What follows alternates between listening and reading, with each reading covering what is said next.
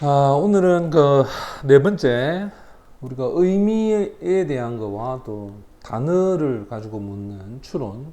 자, 이 두 가지 형태의 문제를 우리가 보는데 특히 의미 추론은 이제 작년에 새로운 유형으로 출제가 됐기 때문에 아이들이 굉장히 어려워했던 문제이기도 하고, 근데 중요한 거는 항상 모든 문제는 수능은 한 단락을 가지고서 문제를 출제하기 때문에 우리가 단락에 대한 어떤 구성과 또 그 흐름을 생각을 해야 답을 찾을 수 있다는 거.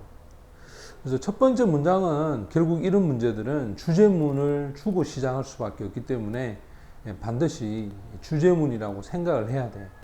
그러면 첫 번째 문장이 주제문이라고 한다면 우리가 생각해야 되는 것은 두 가지지. 자, 하나는 바로 화제를 찾는 거야. 즉, 무엇에 관한 이야기를 이 사람이 하려고 하느냐. 그 다음, 이 화제에 대해서 핵심은 뭐냐. 이거 쉽게 말하면 메인 아이디어가 무엇인가. 자, 이거를 우리가 먼저 설정을 하고 읽어야 된다는 거예요. 그리고 항상, 박스형 같은 경우에 보면, 예를 들어서 뭐 A, 그 다음 B 단어 두 개를 주고 이 두 개 중에서 어떤 게 맞는가 라고 하는 이런 문제는 반드시 앞 또는 뒤에 있는 문장, 그러니까 이 박스 앞이나 이 박스 뒤에 있는 이 문장에서 흐름을 찾아서 답을 찾아야 되고, 또 제시된 단어들은 주제문하고 반드시 일치해야 돼. 또는 핵심하고 일치해야 돼.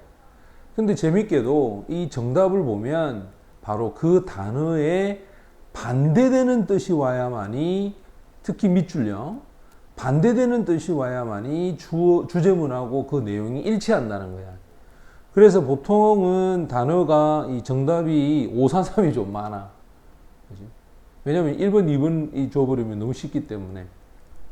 자, 그러면 우리가 작년에 나왔던 문제를 가지고 한번 연습을 해봅시다. 자, 여기 처음에 보면 첫 번째 문장은 주제문으로 설정을 해야 돼. 이 주제문에서는 분명히 선생님이 화제와 핵심을 골라라. 자, 볼까? 어떤 아주 뛰어난 저명한 언론인이 말합니다. 아키올로지스트는 고고학자제. 그러면 고고학자가 일을 해야 되는데 이 트레저 헌터즈를 하면 도굴꾼들을 얘기하죠. 이 도굴꾼하고 일을 해야 돼. 왜냐? 이 도굴꾼들이 축적을 해왔다. 가치 있는 역사적인 아티팩트 하면 인공물들을 쌓아왔어. 과거를 많이 나타내 줄 수 있는 물건들이겠지.